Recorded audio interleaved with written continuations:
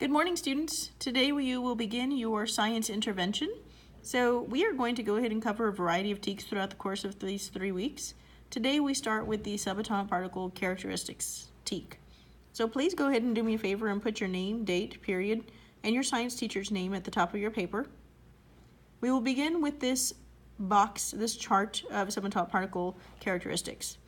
Again, this should seem really familiar because we've been doing this during our warm-ups.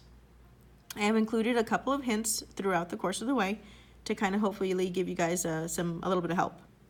The first one that we start with is going to be protons. The second hint is a neutral, and the third hint is 0 AMU.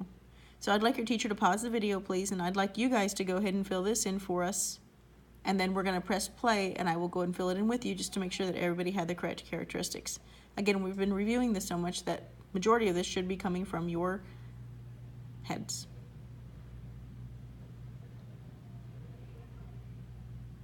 Okay, by now you've had about 2 to 3 minutes to go ahead and think about this. And so let's go ahead and get started with filling in these characteristics. We start with protons. So protons have a what kind of charge, kiddos? Hopefully you just told your teacher a positive charge. Its location. So its location is going to be in the nucleus. You're right, if you said nucleus. And its mass. Anybody?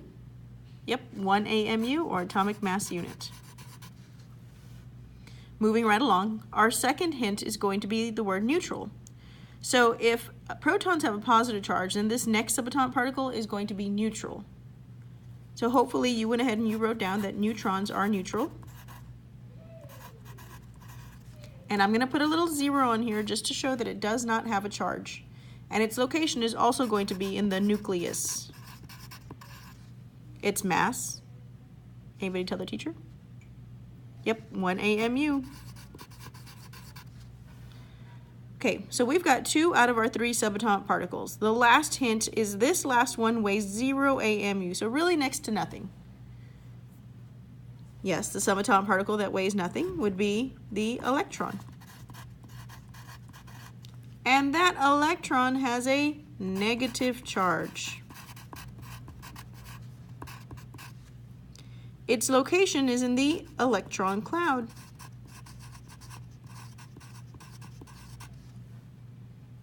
A little side note that I'd like you guys to put down is right in here, when you combine protons and neutrons, this is going to make up the bulk of the mass of an atom.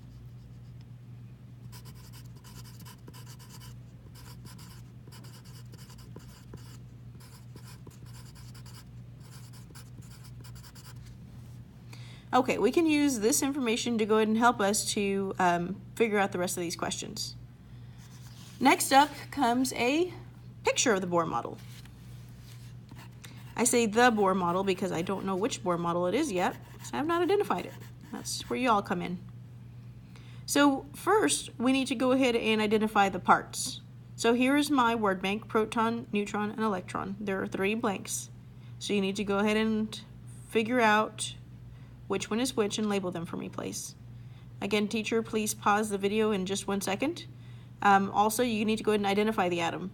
Remember, one of these helps to identify the atom. You got to figure out which one. And then I realize that you do need a periodic table, and I have one for you on the back. So just don't forget to go ahead and go back there and get that done.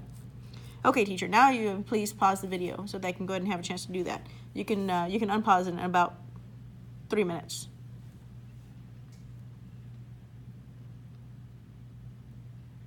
Okay, now we're back.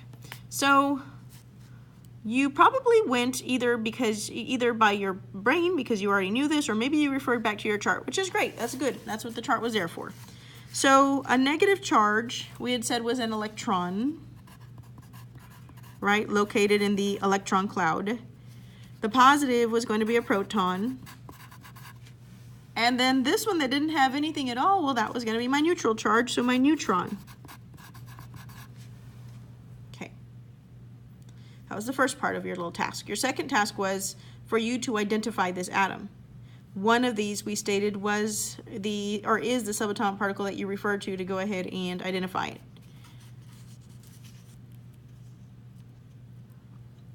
At this time, you should probably tell your teacher which one it is. I know one of you guys told them that it was the proton. The proton is the one that identifies the atom. So I'm going to write that here. You guys should too.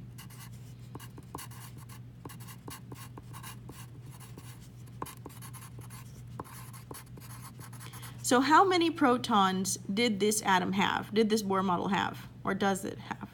1, 2. So this particular Bohr model has 2 protons. And I asked you to please look at the periodic table on the back. So I go to my periodic table. You may be saying, hey, Miss Benya, there's nothing on here that says protons. Well, you're right. But the majority of us probably already remember that we need to put 8 man in place here. So I'm going to flip my paper on over, and I'm going to go ahead and write that out for myself right here. A equals P equals E, and then M minus A is N. So if I know that I have 2 protons, I also know that I have 2 electrons, and that I have 2 as because A stands for atomic number. So I'm going to be looking for the chemical that has, the element that has 2 as an atomic number. So I come back over here.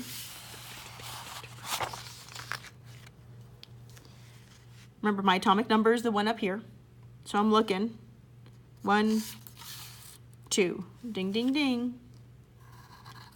My atom that's up front is helium because it has an atomic number of 2 and it has 2 protons. So I come over here and I write He for helium. Okay, let's turn our paper on over.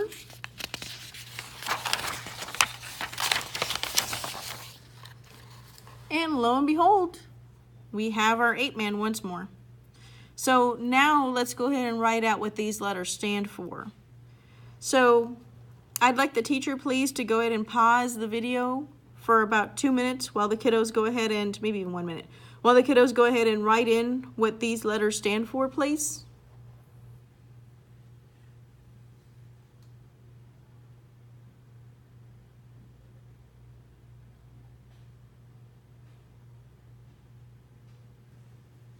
All right.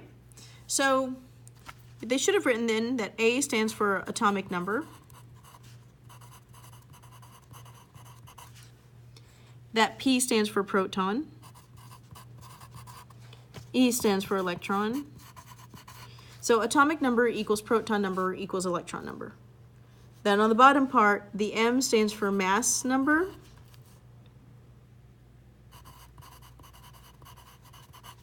minus A, same A up here, atomic number, equals the number of neutrons. Okay, so we are going to be practicing putting that into play here. Here you have sample elements from the periodic table. I would like you guys to go ahead and practice using 8 man to figure out atomic number, mass number, number of protons, number of neutrons, number of electrons. I will do one with you, and then your teacher will please go ahead and pause this video so that you can go ahead and take this time to figure it out and do the math work yourself. So let's try the first one. You have magnesium. So magnesium, I know, has an atomic number of 12 already, just because it has it there, so atomic number of 12. And remember, if I know the atomic number, I also know the proton number, and I also know the electron number. So those are all things that I can put in already. They're given. So atomic number, number of protons, number of electrons. The only thing that that does not tell me is going to be the number of neutrons. So I'll need to figure that out here in just 1 second. But let's just kind of keep on going with the information that I do have. So the next thing that I need that I don't have right now is atomic mass. I have that on here, and the atomic mass is going to be this number down at the bottom. Please remember that you have to round. You cannot put 24.305. You have to round. So for this particular number, since it is 0.3, then you would round down. So this mass number for magnesium is going to be 24. For future elements, if it is 0.5 or above, you round up. If it's 0.4 or below, you round down. Let me just put this on the bottom, over here on the side, maybe it'll help you. So 0.4 and below, you round down. 0.5 and above, you round up. Maybe that'll help you. All right. I'll do argon with you next, and then yeah, I'm gonna leave you guys to go ahead and do your own. So, oh, excuse me, I forgot over here to write magnesium. That's what was missing there. Okay, now I'm gonna move on. So next one is gonna be argon. So it wants us to go ahead and fill in the chemical symbol. It gave us the name, it wants us to fill in the chemical symbol. So argon, I'm gonna look up my periodic table. Remember, I know it's 18, it's gonna help me quickly find that.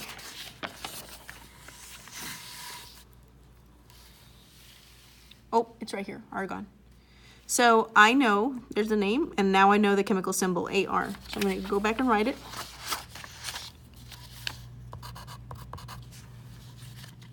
All right, so now my information is nice and complete.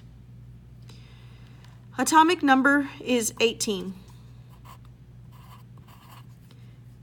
So if atomic number was 18, then so is the proton number, and so is the electron number. The mass.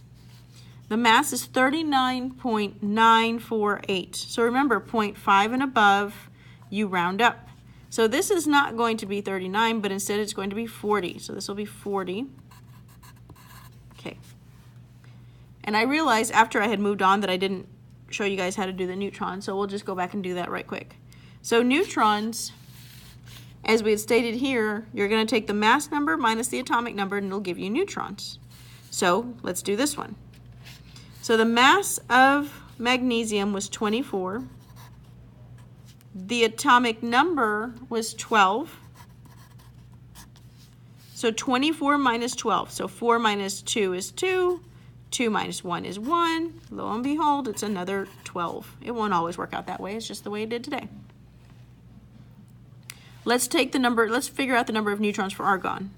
So again, your atomic number, I'll do it here, was 18.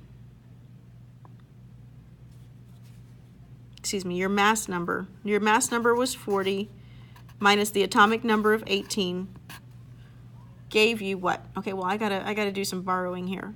So 3, 10, 2, 3 minus 2. So my number of neutrons is going to be 22. So essentially you're just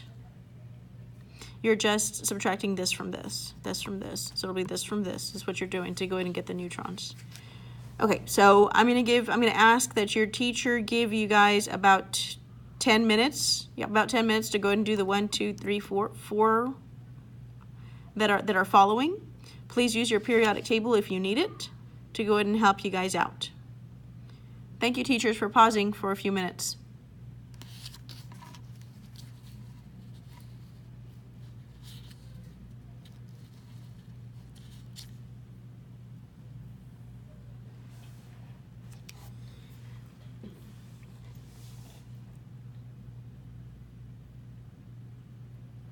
Okay, and you're back.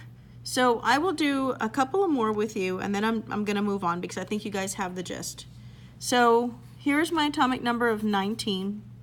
I have my symbol of K, and I know that that's potassium. And if I didn't know it, again, since my atomic number is 19, here is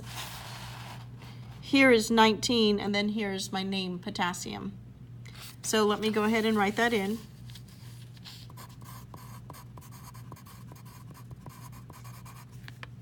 Okay, my atomic number is 19, because it's up here, right? My atomic number. My mass was 39.09, so definitely falls between the 0.4 and down. So it's just going to be 39. My number of protons is going to be 19 because A equals P equals E. My electrons are going to be 19. And now neutrons is the only one I need to figure out, right? That's the man part. M minus A gives me N. So your mass was 39 minus your atomic number of 19 gives you what? I don't know. Let's just do it. So 9 minus 9 is 0. 3 minus 1 is 2. So your number of neutrons are going to be 20. Next one, let's do gold. So gold had an atomic number of 79. So remember, A equals P equals E. So if I know that the atomic number was 79, I know the proton number was 79 and the electron number was 79. So 79, 79, 79. The mass number, 196.967.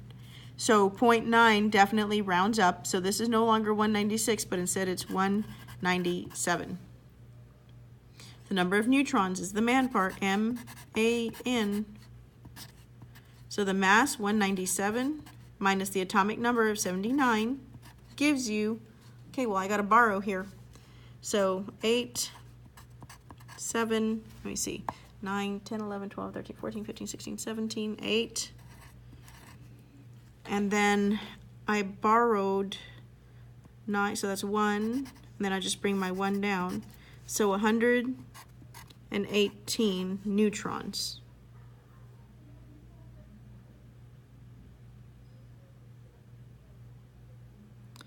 Okay, I'm not going to do the other two because I think you guys have the hang of it.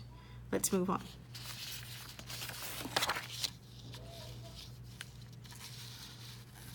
Now it's time to answer some problems. You may be thinking, hey, Miss Pena, this looks nothing like what we just did. Well, it's just a different version of it. That's all it is. So now you have the background. Now we're going to practice answering some questions. Number 1. An electron is approximately 0.05% of the mass of a proton. Protons and neutrons each have a mass of 1 AMU. Which of the following best describes the relationship between the mass and the subatomic particles? Okay, I'm going to pause here real quick. I'm going to go get a highlighter right quick.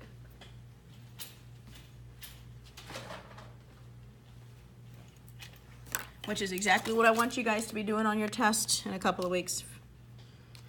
So it gives me that an electron is approximately 0.05% of the mass of a proton. And if you remember, you may be thinking, Miss Manny, you just said it was 0. Well, I said it's almost practically 0. So that's why we just write 0. Protons and neutrons each have a mass of 1 AMU, true story. Which of the following best describes the relationship between mass and subatomic particles? So you may even want to go ahead and, as you read through the answer choices, go back and look at this. Because remember, this is one of the things that I put down, that the protons and neutrons essentially make up the mass of an atom. So let's see if there's anything like that in there in that question. Okay, letter A. The mass of an electron is equal to that of a neutron. Well, are they? Is the mass of an electron equal to that of a neutron? Let's take a look at our chart. Is the mass of an electron, because this is for the electron, equal to the mass of a neutron? The answer is no, right? One has 0, one has 1. So no, that's not it. Do your process elimination. Letter B. Atomic mass is the total number of protons and electrons. Is the atomic mass the total number of protons and electrons? Is it the number of protons and the number of electrons that make up the mass? Since electrons don't have mass, then the answer is no, right? I was giving you some thinking time. No, it's not. These guys make up the mass. That's not it. A neutron has 0.05% more mass than an electron. So it's saying that it just weighs like just a tad more than an electron. Well, that's not true. It weighs a heck of a lot more than an electron. If the electron is 0 AMU and then the neutron is 1 AMU, that's not 0.05. That's a whole AMU. So no, it's not. So while this is obviously the answer, let's check it out and see why. Letter D. The nucleus comprises over 99% of the atom's mass. Ding, ding, ding. That's exactly what we had written down here. we had said that the protons and neutrons make up the mass of the atom, both of them having the 1 AMU. All right, I tackled one with you guys so that you guys could get the understanding that while it may look hard, it's really not once you start to do your process elimination, just kind of rationalize things. So I'd like your teacher to go ahead and pause your video so that you guys can go ahead and take a second and answer the rest of the 6 questions for me, please. And we will go through after your teacher unpauses the video. She sees that majority of you guys have finished. And then to go ahead and make sure that we got the right ones. So good luck. Use your periodic table, use your chart, use whatever you can use to go ahead and help you all out. Work hard, please. Miss Van and I are counting on you.